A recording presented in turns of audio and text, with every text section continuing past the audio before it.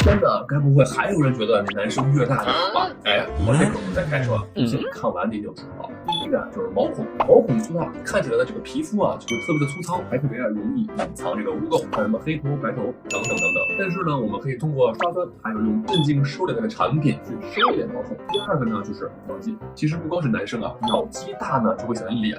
特别的大。大家呢可以咬紧牙关，摸一下脸这里的有没有肌肉的凸起。那么如果有的话，双手握拳，跟着我一起做，用您的指关节按住我们咬肌的位置，然后打圈大摸，慢慢的张嘴，然后闭嘴，用您中指还有食指的一个指关节啊，从下往上的做一个提拉，这样坚持下去，你的咬肌呢会慢慢的收紧，你的下颚线还会更加的紧致。最后呢就是肚子，肚子当然是越小越好，谁喜欢肚子大的男人呢？比较丰满的兄弟，咱们呢可以控制一下饮食，而且呢每天呢做一做有氧运动，30到40分钟，提前60度整数，该睡觉，每组20到30个，真的非常有效果，还可以点个关注。